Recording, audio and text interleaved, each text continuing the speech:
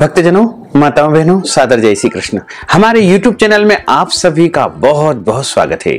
मैं हूं आपके साथ आचार्य धर्मेंद्र शास्त्री। आज हम आपको बताने जा रहे हैं कि सावन महीने का पहला सोमवार व्रत आपको किस प्रकार से करना चाहिए, किस विधि से करना चाहिए तथा इस दिन आपको क्या खाना है और क्या नहीं करना है, और व्रत का पारणा कैसे करना है और व्रत का संपूर्ण विधि विधान हम आपको बताने जा रहे हैं। तो सबसे पहले आपको और आपके पूरे परिवार को श्रावण सोमवार की बहुत बहुत शुभकामनाएं और बधाइयां। सावन महीने का पहला सोमवार 10 जुलाई 2023 अष्टमी तिथि के दिन है। इस बार सोमवारी अष्टमी का महासंयोग सावन सोमवार के पहले दिन निर्मित हो रहा है। सावन सोमवार का व्रत करने से आपके जीवन की जो भी इच्छाएं होगी, मनोकामनाएं होगी, वो जरूर पूर्ण हो जाएगी। तो यदि आप सावन सोमवार का व्रत शुरू करने जा रहे हैं तो आपको पहले सोमवार से ही सावन सोमवार का व्रत शुरू करना चाहिए।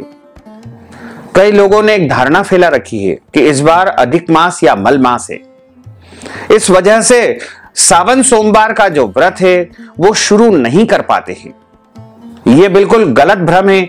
आप बिल्कुल निश्चिंत होकर के 10 जुलाई के दिन सावन सोमवार का व्रत शुरू कर सकते हैं। और जो भक्तजन, माताएं, बहनें सावन सोमवार का व्रत शुरू करने जा रहे हैं वो सुबह सूर्योदय के पहले उठ करके स्नान करें और नहाने के बाद शुद्ध पवित्र धुले हुए कपड़े पहने। ध्यान रखें, काले कपड़े बिल्कुल ना पहने और मस्तक पर अपनी रुचि के अनुसार तिलक लगाएं। उसके बाद हाथ में जल लेकर के आप भगवान के सामने बैठ करके संकल्प धारण करें कि हे भोलेनाथ, आज मैं सावन सोमवार का व्रत करने जा रहा हूं या करने जा रही हूं। यदि आपकी कोई इच्छा है, मनोकामना है, तो वो बोल करके आप भगवान के सामने संकल्प समर्पित कर दीजिए। उसके बाद आपका व्रत आरंभ हो जाएगा।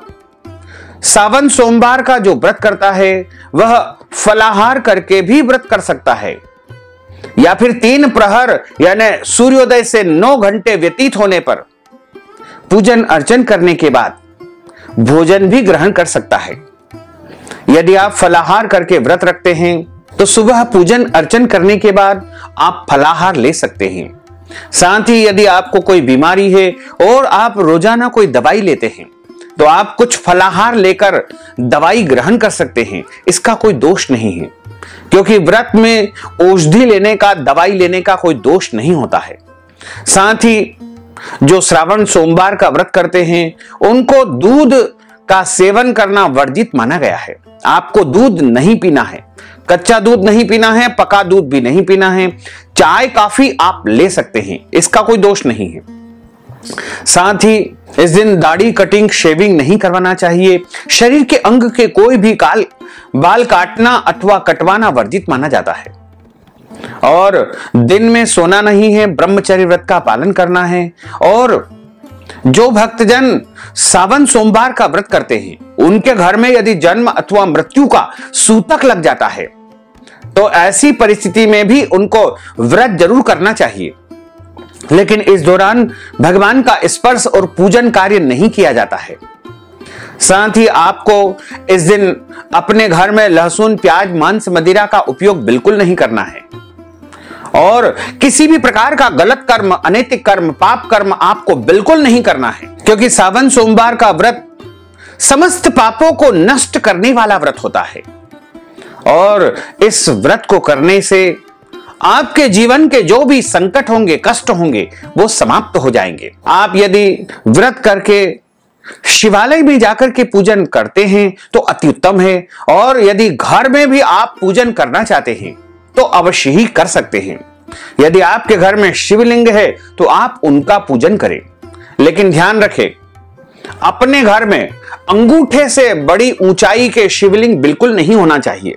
जैसा कि आप देख पा रहे हैं कि ये जो भाग होता है ये हम पृथ्वी पर रखेंगे और इस ऊंचाई के माने इस ऊंचाई के शिवलिंग ही आपको अपने घर में रखना चाहिए। इससे बड़े शिवलिंग अपने घर में नहीं रखना है। एक शिवलिंग आपको घर में रखना चाहिए, एक से अधिक शिवलिंग नहीं रखना चाहिए। वैसे तो एक से अधिक कोई भी मूर्ति अपने घर में नहीं रखना चाहिए। आपके घर में यदि है तो आप किसी मंदिर में या ब्राह्मण को दान देवे।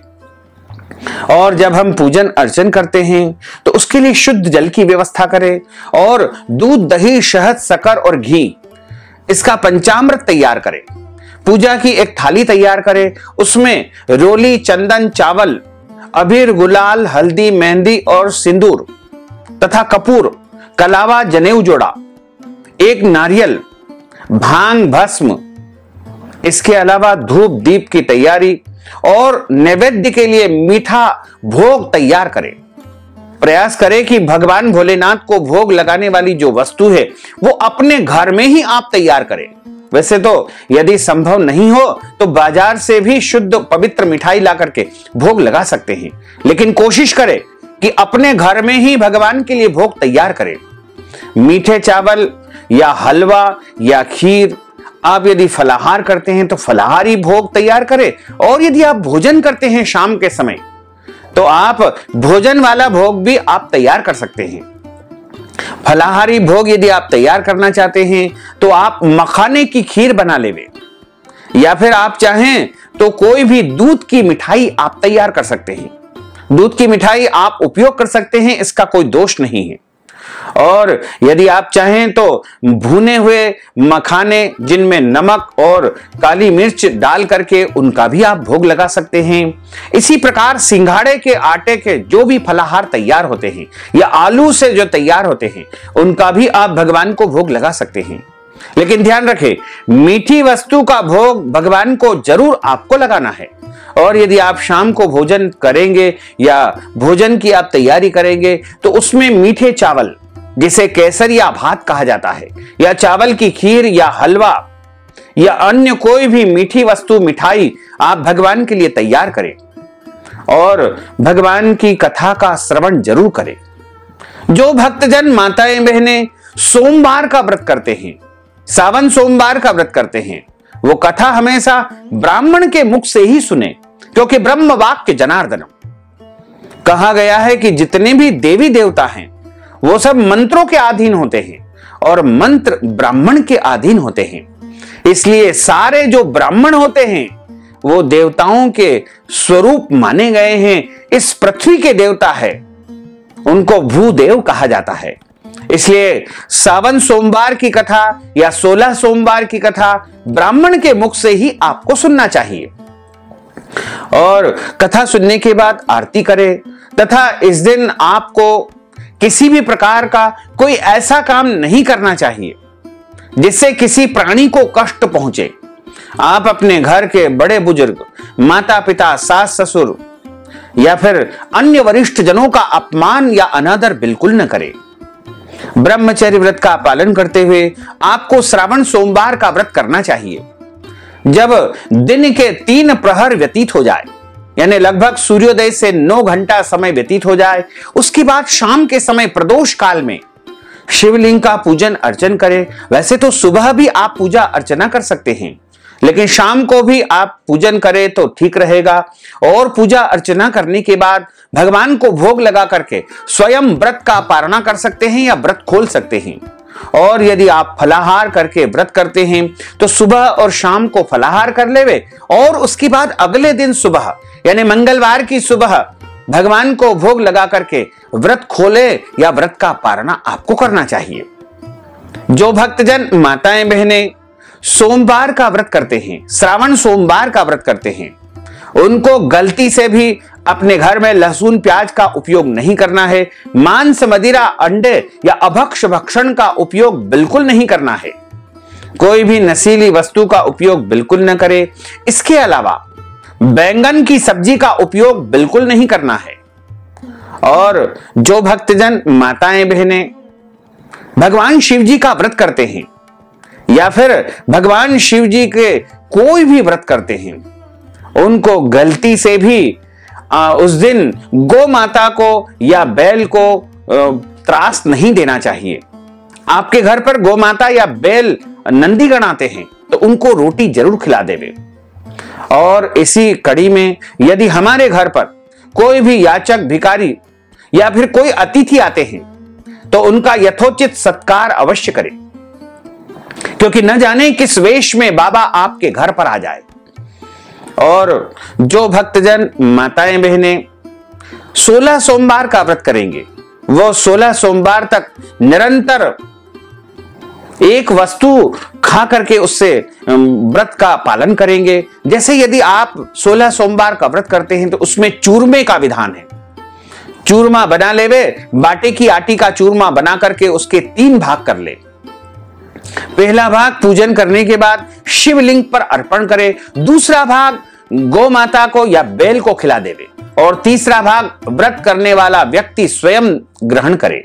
इस प्रकार चूरमे से व्रत करना सबसे श्रेष्ठ माना गया है। और यदि आप चाहें तो कोई और वस्तु से भी व्रत कर सकते हैं, इसका कोई विशेष उसमें पालन नहीं है। लेकिन आपको ध्यान रखना चाहिए कि 16 सोमवार तक निरंतर भगवान का पूजन अर्चन शिवालय में जाकर के, शिव मंदिर में जाकर के करना चाहिए। पूजा अर्चना विधिवत करें और उसके बाद 17वें सोमवार पर ब्राह्मण देवता को बुला करके विधि विधान से इस व्रत का उद्यापन आपको करना चाहिए। तो भक्तजनों, माताओं, बहनों, हमने जो ज्ञानवर्धक जानकारी आपको प्रदान की है उसको आप अधिक से अधिक लोगों को शेयर करिएगा, लाइक करिएगा, कमेंट करिएगा। और यदि अभी तक आपने सब्सक्राइब नहीं किया है तो अभी और इसी समय सब्सक्राइब अवश्य कर लीजिए। आपको और आपके पूरे परिवार को सादर जय श्री कृष्ण, सादर धन्यवाद।